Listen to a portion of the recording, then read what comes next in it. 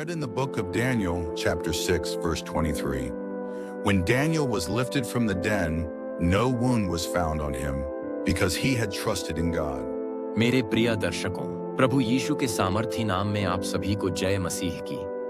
आज हम मनन चिंतन के लिए लेकर आए हैं दानिएल नबी की जीवनी कि किस प्रकार से उन्होंने यहोवा परमेश्वर की सेवा की। तो शुरू करते हैं दानिएल नबी के संघर्ष और विश्वास की अद्भुत घटनाओं को, जो दृढ़ विश्वास और आश्चर्य कर्मों से भरपूर है। आगे बढ़ने से पहले आपसे निवेदन है कि आप हमारे YouTube चैनल नियर गॉड को सब्सक्राइब करें और कमेंट करें अगली वीडियो आप किस नबी की जीवनी पर देखना पसंद करेंगे। Let's start. Daniel Nabi Bible में वर्णित एक प्रमुख भविष्यवक्ता और ईश्वर के प्रति निष्ठावान सेवक के रूप में जाने जाते हैं। यहूदी धर्म और ईसाई धर्म दोनों में दानिएल का खास महत्व है। दानिएल की कहानी बाइबल की पुस्तक दानिएल में लिखी गई है और इसमें उनकी आध्यात्मिक दृढ़ता, निष्ठा और अद्वितीय भविष्यवाणी की शक्ति को दर्शाया गया है। दानिएल का जन्म यहूदा के एक राजसी परिवार में हुआ था। उनकी शिक्षा और नैतिकता उत्कृष्ट थी, लेकिन उनकी यात्रा में एक बड़ा मोड़ तब आया जब बाबुल के राजा नबूकदनेस्सर ने यहूदा पर विजय प्राप्त की। दानिएल और उनके 3 मित्र हनन्याह, मिशाएल और अजर्याह को बाबुल ले जाया गया। बाबुल में उन्हें राजा के दरबार में कार्य करने के लिए चुना गया और उन्हें बाबुलियन नाम दिए गए, शद्रक, मेशक और अबेदनेगो। यद्यपि वे बाबुल में बंदी थे, दानिएल ने अपने विश्वास और रीति रिवाजों को नहीं छोड़ा। दानिएल और उनके साथियों ने बाबुल के राजा के भोजन और पेय को अस्वीकार कर दिया, क्योंकि वह भोजन उनके धार्मिक नियमों के विरुद्ध था।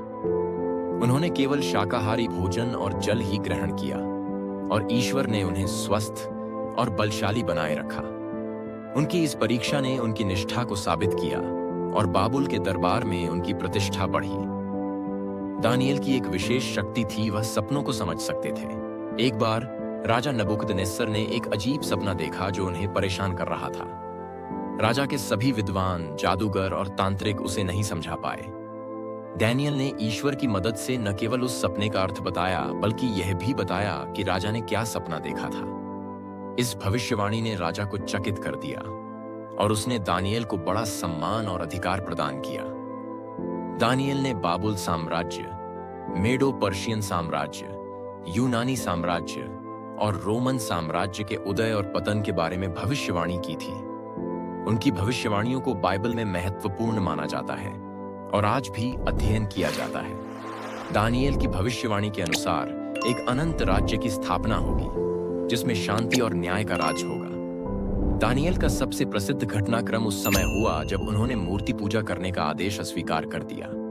राजा दारियस के समय में कुछ अधिकारियों ने दानिएल के खिलाफ षड्यंत्र रचा और राजा से ऐसा नियम बनवाया कि किसी भी व्यक्ति को राजा के अलावा किसी और से प्रार्थना नहीं करनी चाहिए।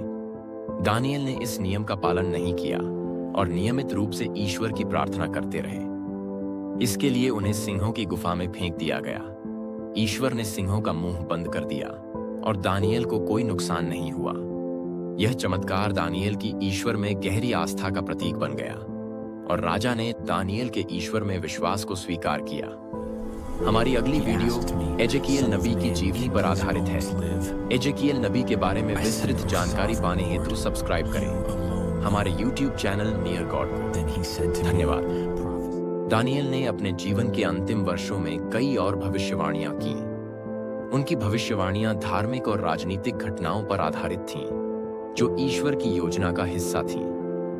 उनके लेखन से पता चलता है कि ईश्वर का राज्य आने वाला है और वह सभी अधर्मी साम्राज्यों का अंत कर देगा।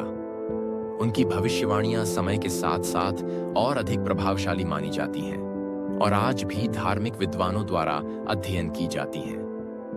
दानिएल की जीवनी एक महान विश्वास, निष्ठा और ईश्वर पर निर्भरता का अद्भुत उदाहरण है।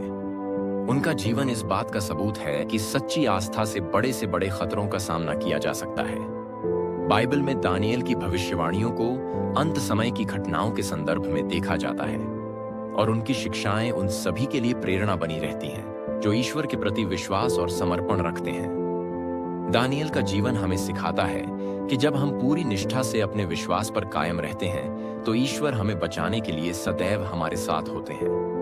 वीडियो को अंत देखने के लिए धन्यवाद। लाइक, शेयर, कमेंट और सब्सक्राइब जरूर करें। प्रभु यीशु आप सभी को आशीष दे। आमीन। जय मसीह। upon me. He brought me out by the Spirit of the Lord and set me in the middle of a valley. It was full